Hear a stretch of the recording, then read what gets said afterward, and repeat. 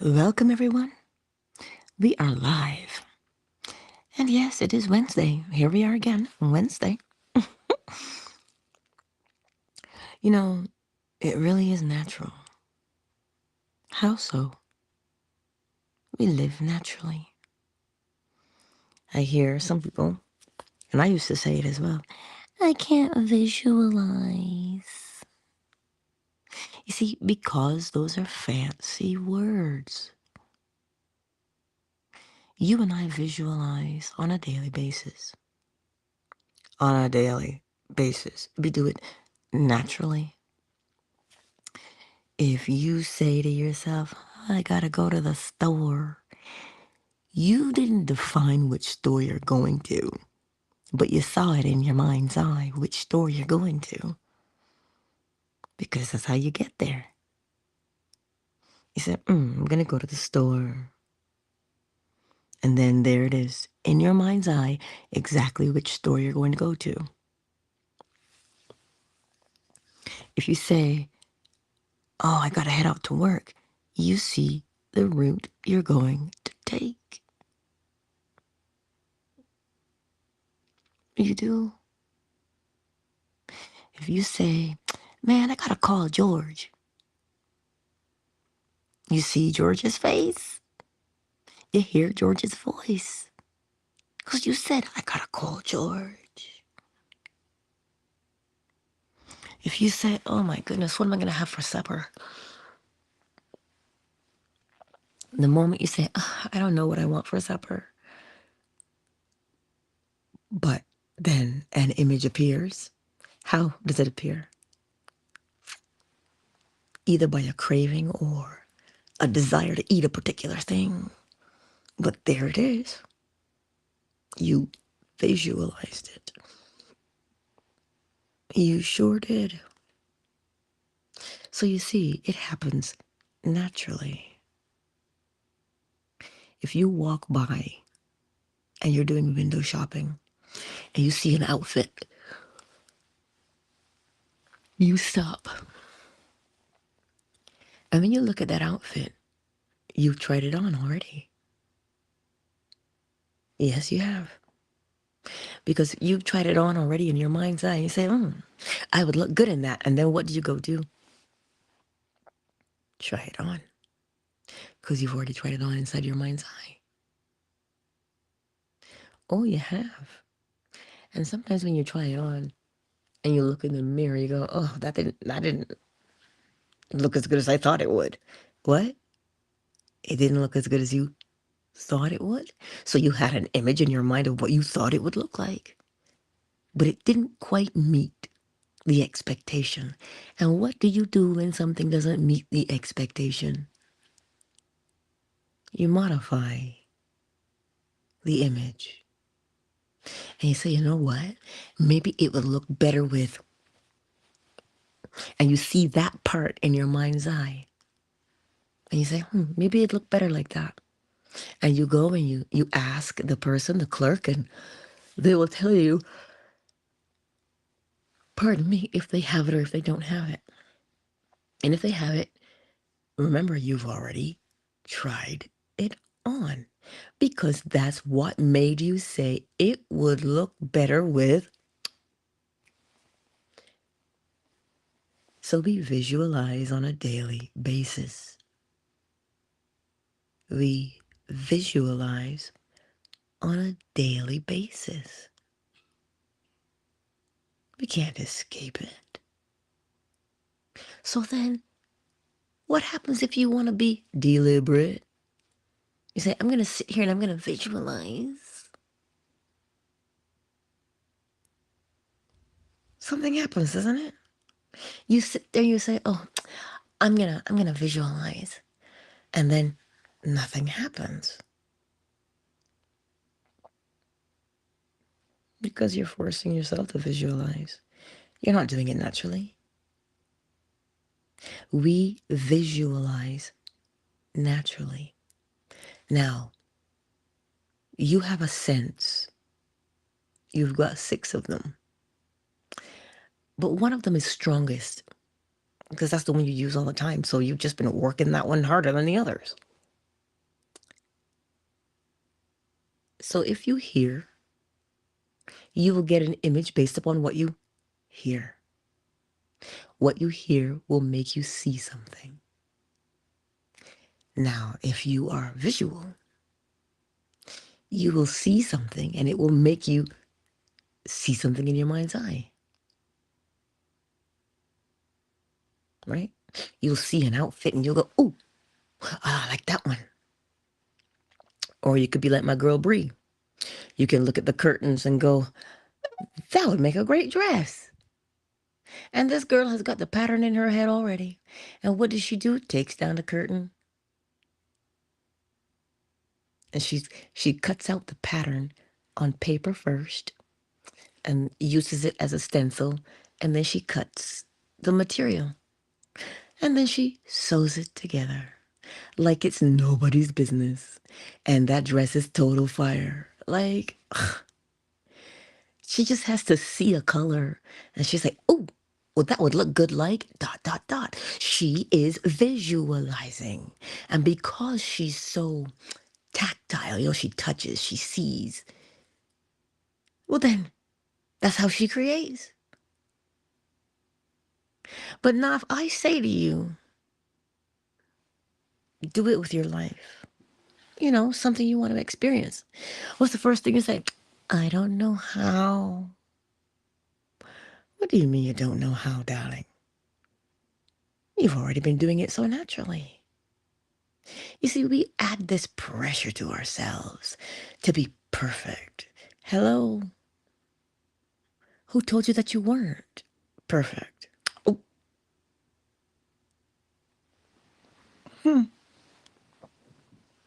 who told you that you weren't perfect?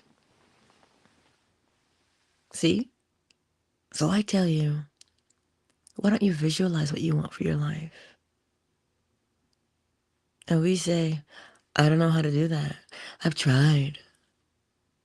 But if I ask you, what do you want to eat? What do? You think about it and you go through a whole bunch of things and you go, "I'm not really feeling that one. You know what? I feel like having." How did you arrive at that? By going through different scenarios of what you would like to eat. And the one that tantalized the palate more is the one you went with. Huh. So you mean to tell me that you visualized on the fly? Yes, you did. So if I say, what do you want to do to change your life? What do you want to become? I don't know. And you stop right there. You do the same thing you just did with supper.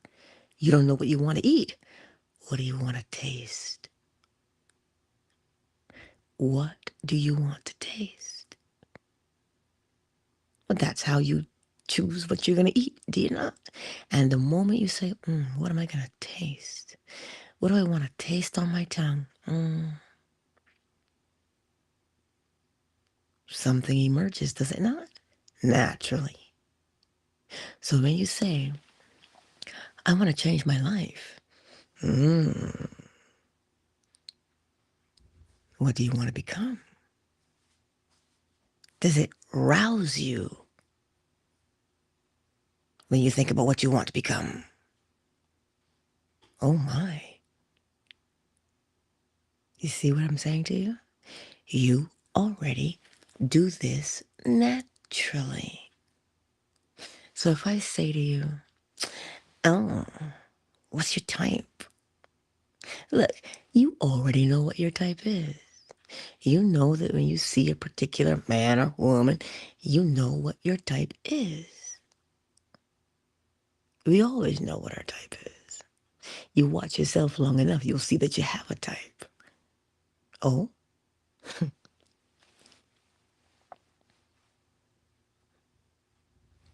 I could say a name and you'll all know what I'm talking about. Kanye. Kanye got a type. They all look like him. You know what? I'm done. T-heat. Everybody's got a type. You got a type. You got a particular taste. You understand? And why does that type develop? That's on you. You had experiences that created that thing for you, right? You just did. I can tell you when my type emerged. I won't, but I could tell you. Tee hee. We all have a type, right? And so every time you go somewhere, that's what you look for. Naturally.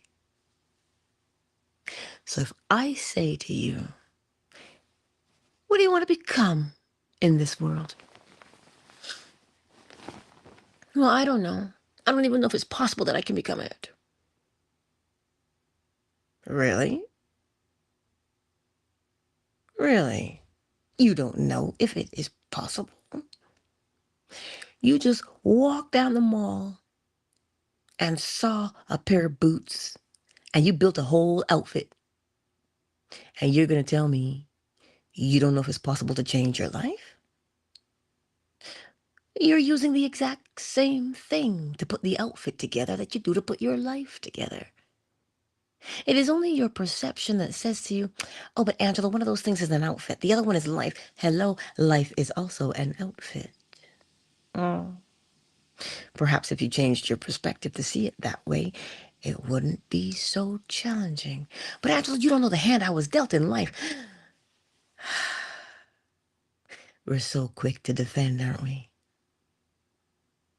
It's not that I don't care the hand that you were dealt in life. I'm here to tell you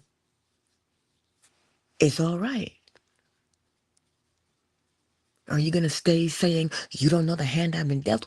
Or will you get a little bit creative? What do you want to do? You want to moan and groan and complain the whole time? Listen, that does not make life pleasant, okay? It is the fastest way to make yourself lonely. Mind you, they do say that misery loves company. So that when we all get there and be commiserate, listen to the word. What now? As within, so without. We commiserate because we all have the same thing on the inside. And then we end up playing the oppression Olympics. That's fun, isn't it? No, it's not. No, it is not. Now, the way to change the collective is to change the individual. So, what do you want to become? Put it together the way you would put an outfit together. This color goes with that. Wait a minute. If I wear these shoes, oh, it gonna be popping. What experience would match the shoes? We've got to get a little bit creative here because we already do it naturally. Truthfully, we do. And we do it so beautifully too. Even when you begin to commiserate, even when you complain, look at how beautifully you do that. Think about that for a moment. Oh my God. How did I get how did I end up with you? Uh, couldn't the universe have given me a better mother, a better father?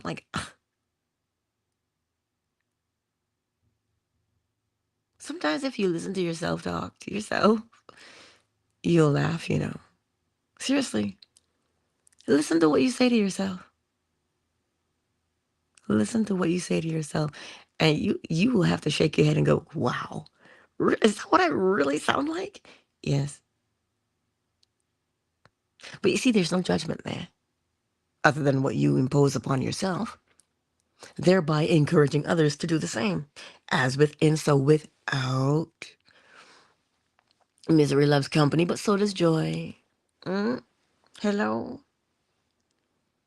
So what will you do? I keep telling you, get a little bit creative. Angela, I don't know how to be creative. Really? Listen, let me tell you something. I work tonight. Ooh, and I am excited. Oh, yes, I am. I'm excited. Why am I excited to work tonight? Is it because I'll get to sleep late? No.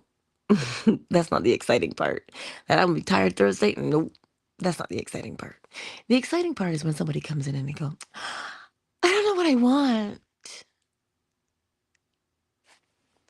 Or the young man who came in last week and said, I don't know what to get. I said, come now, you must. You have a way. I said, how do you choose?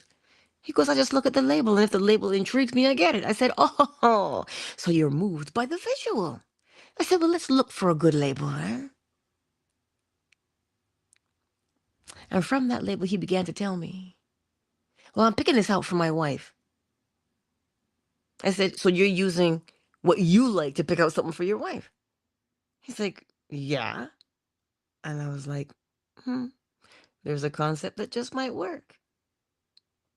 And his eye caught this label, and he goes, you see, I picked this out. I said, why? He goes, look at that label. It's fascinating, the artwork on it. And he chose that wine. He chose it based upon the artwork. I do the same thing, but from the back. Oh, I read what they tell me at the back. Don't tell me about the grapes. Tell me what it tastes like. Tell me what it makes me feel like. Well, how would they know? Because they paint a picture for you. Do you see how you do it naturally? You pick a picture based upon what? How you want to feel. He knows that when he looks at a label, he is intrigued. And so he is tempted to try what is inside the bottle. So you and I do the exact same thing. There's an experience that you want to have. It's going to make you feel all kinds of ways. Ooh, I'd love to go to Paris, yes. Or maybe Rome. Maybe the Colosseum. Why?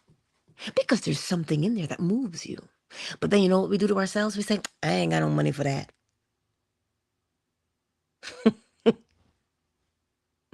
Nobody asked you about money. Well, how am I supposed to travel, Angela? Naturally, if you begin to imagine the place you want to go to, and you are overcome by the way it makes you feel, you have already set in motion because you have chosen the what? You've chosen the effect of how you want to feel when you visit this place. You have set in motion the cause. But because you don't see it instantly, that snap was kind of weak. That's better. Because you don't see it instantly, you think it isn't real. But your body just registered that feeling as real. So then you say, you know what? I really would love to visit Rome. Now, if you visited Rome, what would you do? Well, when in Rome, what would you do when you got there? Well, you get a brochure, you go online, and you start looking at the sites. And when you start looking at the sites, just like you chose your dinner, you chose your dinner by the way it made you feel when you put it in your mouth, in your imaginary mouth. So then you start to peruse all these images of Rome. And one of them is going to stand out to you and you go, oh, yes, I would like to experience that one. I had no lady say that to me when she came and she bought a drink. She goes, "Ugh, just use my points. Like, what am I going to do with it? Travel? I don't have any money to travel. But it is nice to think about it. Oh, and I wanted to say something beyond, oh, you could if you wanted to. She goes, oh, at my age, I'm just too old for that. See what we do? That's what has kept her grounded this whole time, thinking that she could not. One does not think about it. One feels it. The thing felt, as per Neville Goddard, is the thing that you will do. Tell me I'm wrong. The thing felt is the thing that you will do. I dare you to test that. I dare you to do it today. The thing that you feel is the way you will act. Look at yourself and you'll see it to be true. Hmm. For instance, if you feel a little bit sad, what do? You find that sad song, don't you? Because you want to feel sad just a little bit longer. So you play that song. You think you played the sad song because you were bored? No, you played the sad song because you felt. Now, if you're in another kind of mood, you're feeling a little lighthearted, you find a song that matches because of how you feel. And if you feel like fighting, you let somebody walk by and look at you funny. What you looking at? It is always the feeling that moves us. So, if you know that it is the feeling that moves you, then naturally make yourself feel. What do you think we do when we reminisce? We make ourselves feel. You think reminiscing is just for shits and giggles? No, you want to feel something. That's why you reminisce. Naturally. So what you do, right? Because remember, every vision has its appointed hour. It will ripen, it will flower. If it be long, wait, because it will not be late. Yes. Who's a poet and didn't know it? Oh. This is what we do. Get a little bit creative. Would you walk down the mall? Now, if you were happily married, yes? Keyword, happily. And you walked down the mall and you saw a piece of lingerie. I know it's lingerie, come on. Or you saw these pair of boxers. I don't know how men shop for these things. I don't even know if they do these things. I know chicks do, but you know what? I digress. You walk down that mall and you see La Vie en Rose, or you see Victoria's Secret, whatever you got in your part of the world. We have La Vie en Rose, My Life in Pink. Yes? You walk by and this little number catches your eye. You have already, girl, you have already put it on and you have already seen his face. Have you not? That's what makes you buy it. You have already acted it out. But because it does not have the same outcome as a house, because we look at the market and we say, oh, look at the price of houses. Girl, you can't get into no houses here this time. You already priced out of the market. You don't even have a down payment. And nobody asked you about a down payment. What moves you? Have you seen the driveway? Have you seen the backyard? Have you seen the picket fence? How does it make you feel? And that is what you rock with, lean with, dip with. What? The feeling. It is the feeling. And if you stay faithful to that feeling, not the, I ain't got no money in the bank, I can't get no house. Please. Why would I want to anchor myself to a mortgage? We find all of the excuses to not feel because we don't want to be disappointed. But in actuality, we don't project things out of ourselves like that. Naturally, we project things based on how we feel. So here you are wanting something. And instead of fully indulging in the beauty of it, because you know the principle of correspondence, as within, So without, you know the principle.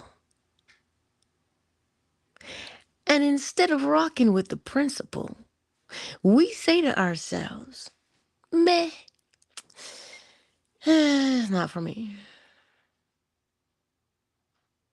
It's not for me.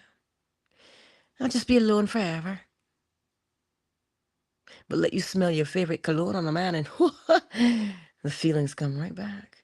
And what do? Smother them. And then we say, but I'm lonely.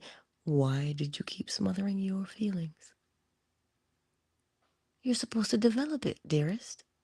It's the same reason why you need to develop the gluten on the inside so that when you cut the bread, it has form. You think we need because we're bored and we're trying to build our arm muscles? No. You need because the kneading develops something in the dough that brings out the flavor and the texture. So when we imagine, we are kneading. We are bringing out of ourselves a texture, a taste, a shape. That is what we do when we imagine. But we think imagination belongs to children.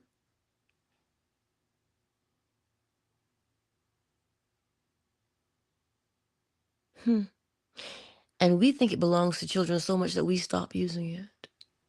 When in actuality, our imagination is what powers everything. Because the imagination is the awareness of.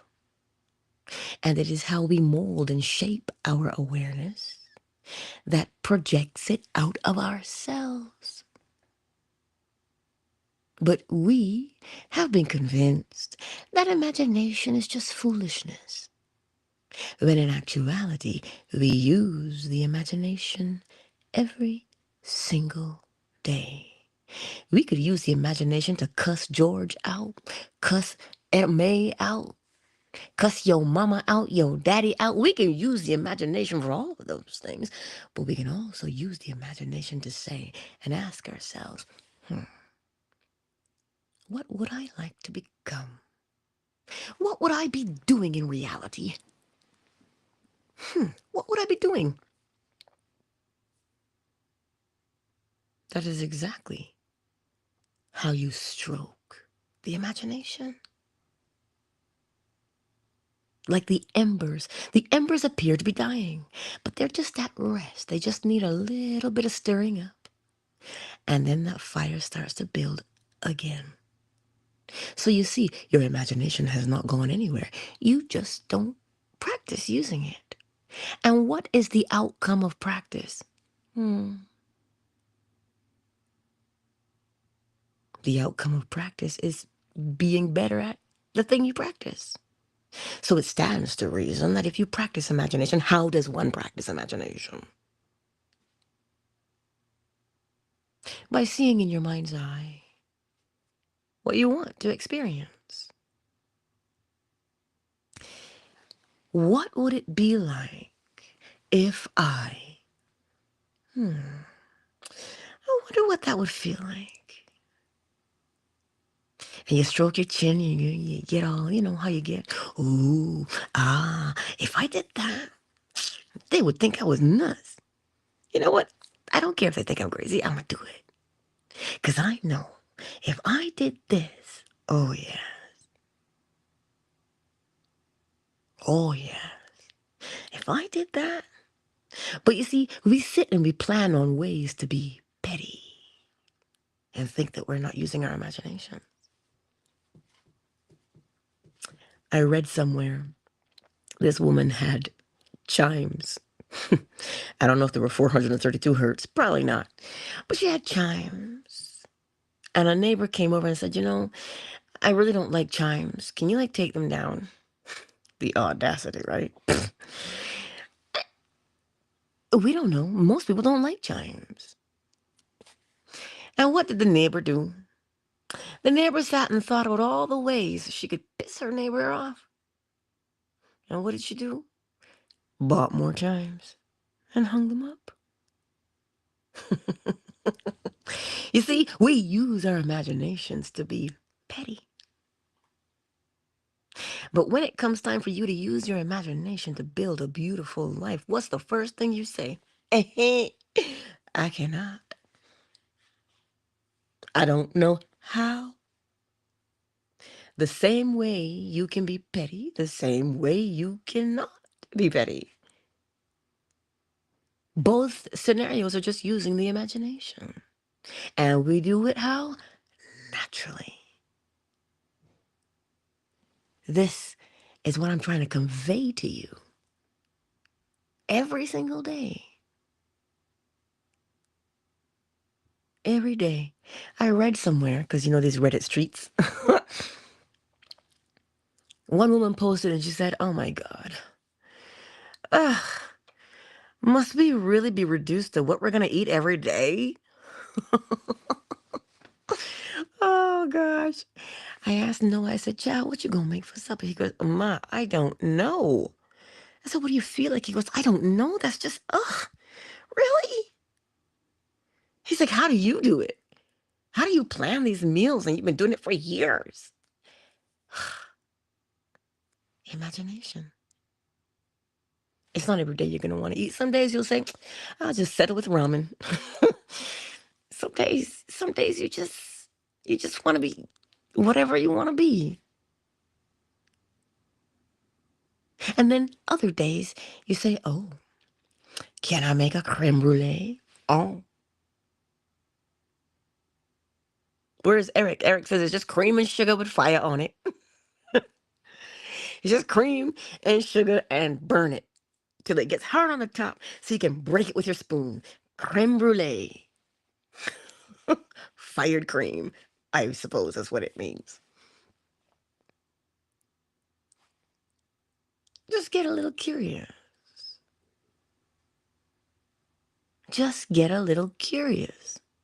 Apply it to your life. Life is comprised of a series of experiences. Just experiences. So, what kind of experience would you like to have? This girl was on Insta and she's from Barbados. Woo woo. There's a pigeon everywhere and she's dancing in the Lion King. What is she dancing as? She is one of the plants in the Lion King. Now, right off the bat, you would say, "Oh, please. I would rather be Simba or the chick. I forget her name, Nala." But this young lady, listen, first of all, you have to be a dancer because these dance moves that these plants do is rather intricate. They have to mimic the wind blowing on the plains. Now, that's a lot of intricate movement and a lot of stamina required. You think when she was learning how to dance, she said to herself, "Well, I don't know where I'll end up." She danced for the joy of dancing. And now what is she doing? Dancing for the joy of dancing. And who knows? Who knows where that will lead her? It already has her in the Lion King. Do you know what that does to your resume to say, "I was a dancing bush in the Lion King"? Do you know what that is like to get up night after night on a stage that grand, in front of an audience that grand?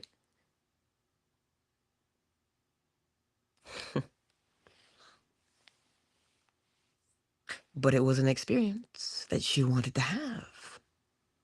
So she rehearsed and she rehearsed and she rehearsed until she perfected her dance moves so that she could do what? Audition. You see, there's a little tiny scripture that says a man's gifts makes room for him and brings him before great men. A man's what now? Gifts.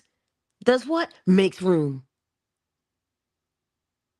It makes room. How does it make room? How does it make room? Because it opens you up when you do what you love. You cannot see it with your physical eyes until the ending. But you become like an elephant. And elephants will clear a path, let me tell you. Elephants will clear a path. I learned that because I have these deck of cards by Kim Krantz. They're animal cards. She's a phenomenal artist. Kim Krantz. Beautiful artwork she does. And that's how I found her, because I was drawn to the image that she drew. You know what I'm saying? And so she just does artwork. And I can bet you anywhere, somewhere along the line, somebody said, artists don't make no money. What you gonna do with that? Hmm. Hmm. Oh, go do something with your life. See? You see what makes us stop? But you see the ember of the passion of what you want to do, what you want to become in the world. Oh, that'll make you dance and be a dancing bush in the Lion King. That'll make you continue to draw, and you will develop beautiful decks of cards. And her cards teach about nature and a whole bunch of other things. Oh, indeed. So, what is it that you've got bottled up inside of you? And you're looking at it talking about, man, ain't no place in the world for this. Who's gonna buy it if I make it? A man's gifts makes room. So do what you love, because you're making room for it. You are, what do we call it? Now, if you're American, they call it a niche. You Canadian, they say your niche. Eh? What do you think a niche is? A place that you have carved out that is uniquely yours. But yet, we are going to tell me this morning, oh, Angela, don't quote scripture. I don't believe in no scripture. I don't believe in God. That shit's not real. I'm not here to tell you if it is real, if it is not real. What I'm saying to you, look at where it is in life. A man's gifts makes room. It carves out a niche. You keep putting what you love on the back burner and tell me where that niche is going to show up. That niche shows up because you work it and you work it. You are carving. You've got a mallet and a chisel like the great Michelangelo. And you are chiseling out the beauty. You're making room. And when you make room for something, it takes up space. And when it takes up space, people come into contact with it. But you see, your attitude that says, nobody's gonna want this, but then you're not making room. And if you're not making room, it can't take up space. And if it can't take up space, ain't nobody gonna see it.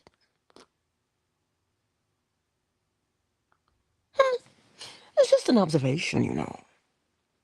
So you see, we do it naturally. When you rehearse who you say you want to become, you are making room for that thing. How are you making room for it? Psychologically, you are making a neurological pathway. What's pathway? Space that you're going to travel down every single time. So if you're doing that mentally, as within, so without, the thing that you do mentally over and over and over and over again, and the way you do it, that is your habit. You tie your shoes, the way you part your hair, all of that is a habit. That is a neurological pathway in your brain. You have to practice it to make room for that.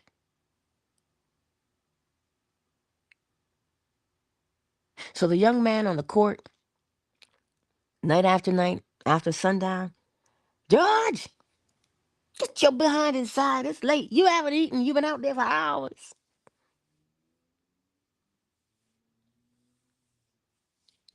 He's making room for his gift. What gift? Shooting a hoop? Throwing a basketball in a net?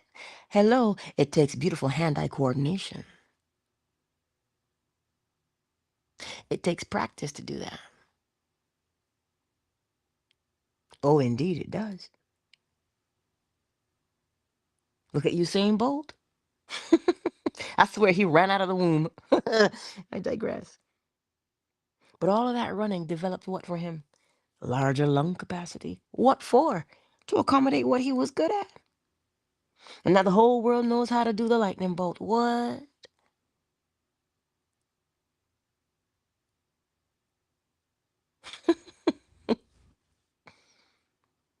But we turn our noses up at those things sometimes because we think they have no value.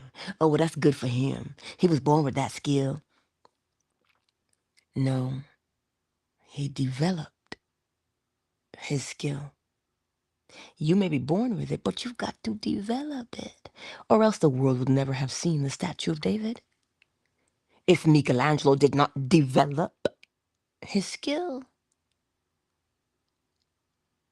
So imagination is also a skill. The use of imagination is a skill. And in order to develop a skill, one must do what now? Practice. And how do you practice using your imagination? With a simple question. What would it be like if I were doing what I wanted to do in the world? What would it be like if I were the man or the woman I wanted to be? What would I be doing? What would I be doing? That is how one develops their imagination. You start by using it.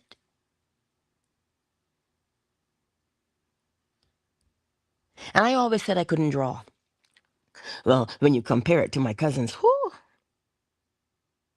from the time she was a wee little rascal, she was drawing.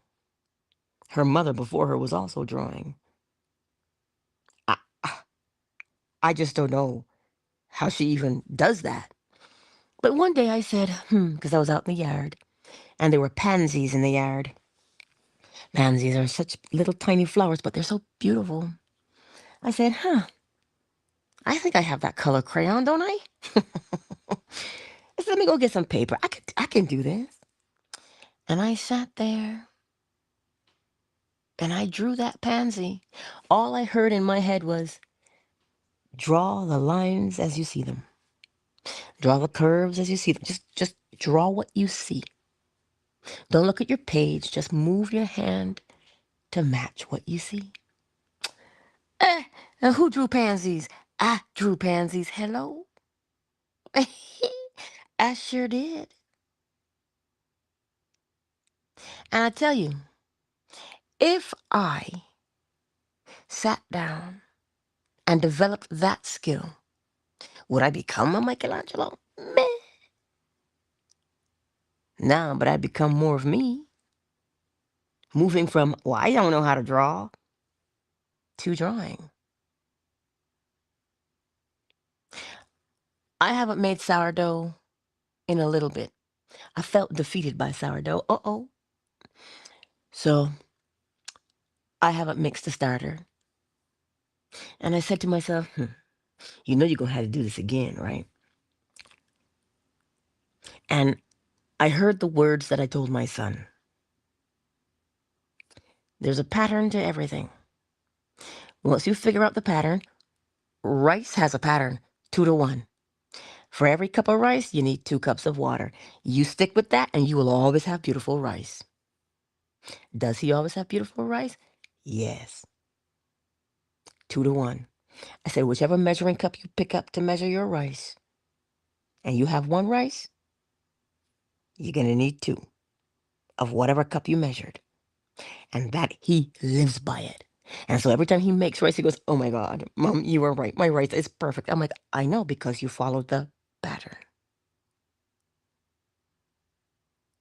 The pattern. So sourdough has a pattern.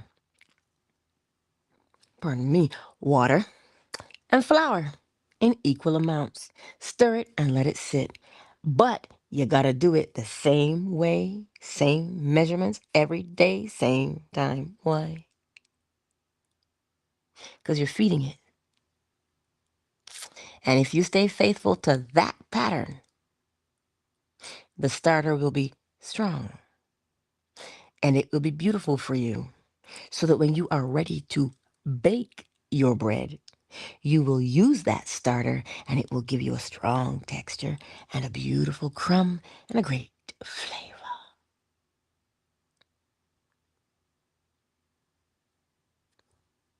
So you know where my weakness was. Same time every day. That was my weak spot. So I have to find a time, because you got to think of temperature too. The most consistent place that has a temperature right now is the basement. That little ledge in the basement has the most consistent temperature. So for me, I have to make sure that I can commit to the same time every single day. And right now, clearly, I had trouble doing that. So my starter was a hit and miss. You see, that's what we do. We look and we say, man, and we do not commit. We do not commit to being deliberate.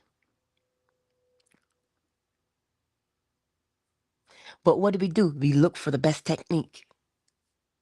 How are you going to manage the technique when you cannot commit to being deliberate? It doesn't matter the technique you use. Don't sweat the technique. Hey, Rick, you know what? I couldn't help myself. I had to. We don't commit to being deliberate so that you get up and you do the same thing the same way every time, thereby guaranteeing your results. So if you get up every day with the knowledge that as within, so without, and you check yourself and you say, what is within me? Well, then that is what is going to be on the outside. Well, then naturally, you're going to hone that thing. You will know that if you plant corn, you have to reap corn. And you will know that if you sit here and you browbeat yourself, you will end up with nothing but browbeat in your day. Because you will know. So that when you hear someone say to you, well, you can change your life, you don't scoff and go, bitch, please. I've been trying for years. You have not committed to being deliberate. Oh, you can commit, all right. We know that we can commit. We know that we can commit because we commit to something every day, do we not? It's called habits. We commit to them. So the key is create a habit and you will be committed. You'll be faithful. Once you create that habit, you're going to find a hell of a time to deviate from it. So create the habit of consistency.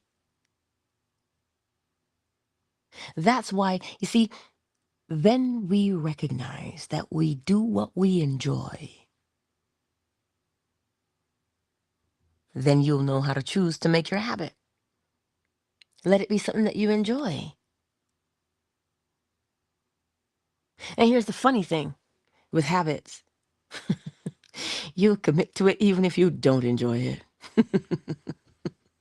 Because that is the design of a habit. It causes you to commit. It causes you to be faithful. Hello. Ooh, look at the time. Your girl's got to go get ready and feed these chickens. Clean up after these chickens.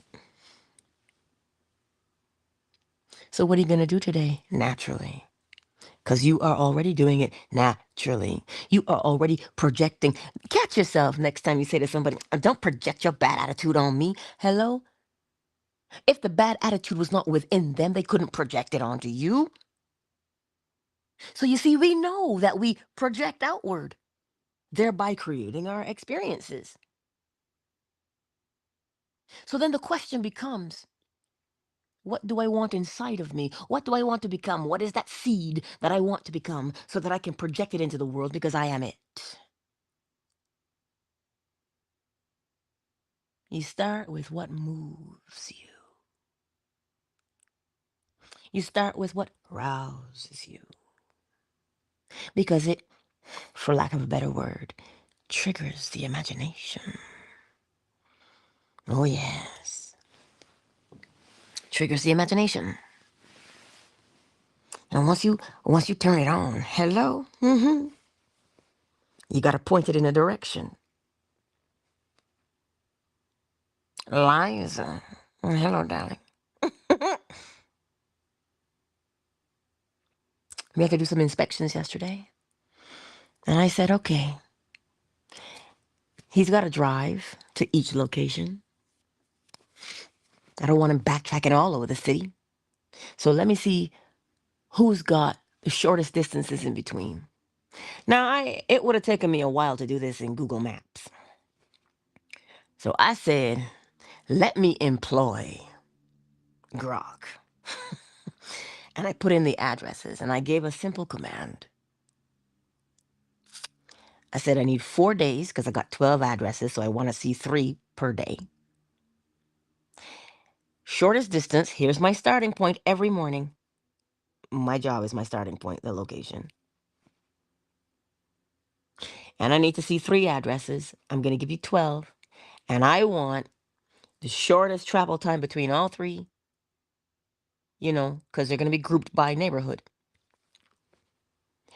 And I watched Grok think. Because what does it do?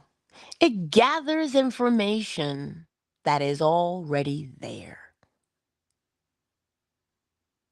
And that's what I needed it to do because I don't have time to sit and look at the map and put pins and say, okay, then these, and these. Because some of them are similar, but some of them have avenues, but they're in the same neighborhood. And I'm like, I don't have time for that because my phone is ringing. I got to do invoices. I don't have time. That's what I needed it to do. And now we got 4 days. I had a general idea of who would go where, but I wanted to be precise so that it was optimized, that he was efficient when he was out there. Because he still has to come back and do the paperwork for it. So you need him to have that time. So you see, we have to get into this habit of using the imagination. How can I make something more efficient and effective? You have to put things in their place. I don't need Grok to tell me the purpose of life. I don't need Grok to tell me if there's a God.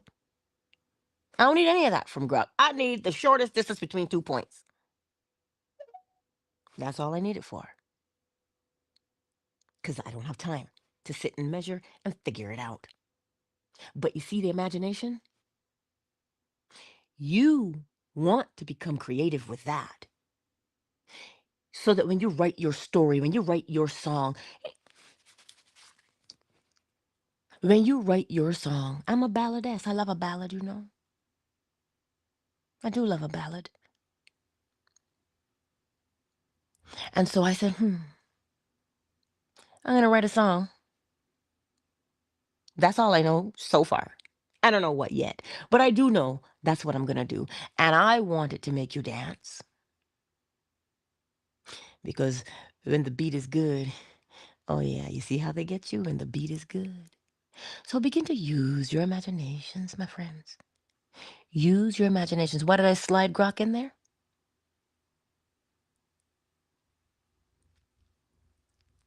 Because what is unique unto you, you don't give to someone else. Oh, and on that note, who's in the house? You want to write a song? Sit down and write the song. Just take your time. Begin to, what do I want my song to be like? How do you want people to respond to the song? How do you want people to respond to your story? That's the starting point, the effect.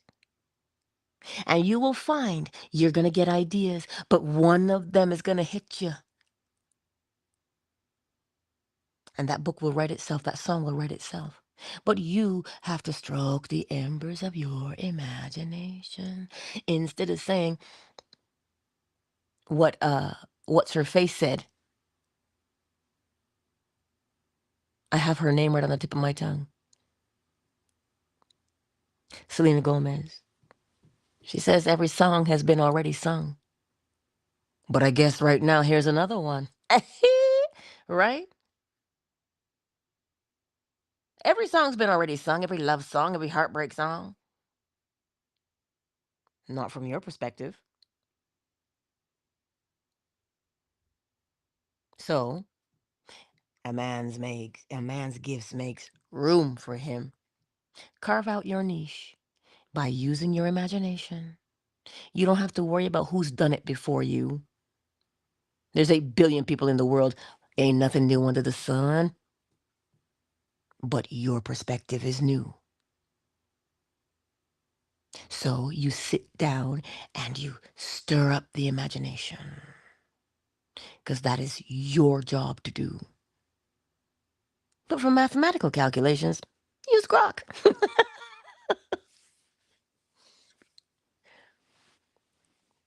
But if you're mathematically inclined, hello? If you are mathematically inclined, perhaps you don't need Grok. I'm not mathematically inclined. I can make change in my head, sure. But complex things? Stop. That's not me. Anywho, I digress. K-Frame, I see you in the house. Ooh, good morning, handsome. Ooh, them lungs. Liza, darling, I see you. Tiffany, I know Javion's probably already going to school or training wherever he is. But you tell him I said hello. Between Javion and my son, they are the youngest ones who I know that practice the principles deliberately. Indeed, they're the youngest. Oh, I got look. Oh, look at who has to scroll. Who has to scroll and make fan base go up on the page? Because she got so many people in this room this morning. Ow. That would be me. Well, let's see who's here. Honey is in the house. Flo Smiles is in the house. Oh, one Keenan is in the house. You are new to me. Oh, hello, darling. Afternoon Delight is in the house. Oh, Substance is in the house. Hey, girl. I see you. A little bit sees you too, Substance. Big Mike is in the house. Oh, Stephanie, darling. I see you. Miss McQueen. Hey, girl. Hey, Ricky. Ray Ray. I see you. I don't see KZ this morning. And I don't see Moon this morning either. Let me pop in the chat. Maybe I missed somebody. Yes, Delight, create the habit of consistency. Commit to being deliberate. And you will find that life goes smoothly. Oh, it really does. So anyway, YouTube says I've been nattering on for 57 minutes. My God. Has it really been that long? And you see him? And he says, yes, it has. Oh my goodness. That's okay, little bit. I still love you. He won't get back in his purse. I'm going to have to bribe him to get back in that purse. I digress. Fan base, you know what I'm talking about because you can see the picture. But I love you. He's saying, have a good day. Go forth in this world and know that you are already doing it naturally. You are already living naturally. Now it is time to be deliberate. Oh, well, you already know that you're natural. But now be deliberate. Be deliberate. What? What you mean be deliberate, Angela? Define the effect that you want to experience. And the cause will emerge. The cause will emerge. How so? Well, it's like Daniel. We're going to have a Bible story. Don't roll your eyes. Daniel opened up the window and he turned to the east. The east means inside, but I digress. And he was praying. And the moment he opened that window and started praying, the angel traveled to Daniel. And it took that angel, allegedly, 21 days to get there. And the angel huffing and puffing. Whew. Daniel, I'm sorry I took so long, but I had to fight to get through to get to you. What does that story mean? It means you have decided upon your effect, what you want to experience. And because you don't see it happening instantaneously, as in some cases, some things take longer than others. It simply means that you just need to remain patient. What keeps you patient? Knowing that every cause has its effect keeps you patient. Because if there's a cause, there's an effect. And if there is an effect, girl, there is a cause. So you'll be patient, won't you? Of course you will be, because you know the inevitability of the situation. That's where patience is developed, not in the waiting. Eh? Let me drop it like it's hard for you. Patience is developed not through waiting, but it is in the knowing. It is in the knowing. Because now you're not just waiting, as in tap, tap, tap. Are we there yet? Are we there yet? Are we there yet? That's not waiting. But true waiting, where patience is developed, is wait a minute. The outcome of planting is reaping. So if I plant, I'm going to reap. So the distance between the planting and the reaping is patience. It's not waiting. It is the knowing that as long as you plant, you will reap. That is patience. It is the knowing from the space in between. Because there's no hoping, there's no wishing, there's no naked dancing in the moonlight. You can if you'd like to. You could. It probably would be fun. The mosquitoes are asleep that time of night, but I digress. So you can be naked and not worry. So that space in between planting and reaping is patience. Because you're not like, are we there yet? You know the inevitability. So long as you are deliberate and you say, well, here's the effect I want. This is how I want to feel. The moment you decide how you want to feel, the cause has been chosen. Well, you decided the effect, and every effect has its cause. So what do you want to experience in this world? That's your effect. Well, rest assured, go out and live your life and do it. And that cause will bring itself right there because you have already chosen it. So you don't have to ask, well, what should I do? The effect is telling you what to do because of how you feel. So once that effect takes a hold of you and you feel it, you will stay faithful to that feeling, and thereby the cause comes along. You've already chosen it. So don't ask me how long it's going to take, because now you're not waiting at all. You want to wait or you want to live. Anyway, I love you. I truly do. Now let's go get these chickens fed. Let's get these chickens clean and fed and watered and get my butt in the shower. But it feels nice though because it's cool. Because outside it's hot. Anyway, I love you all. You want to wait or you want to live? Hmm, only you can answer that question, sugar. Only you can answer that question. Hmm? Because you know now. Love you.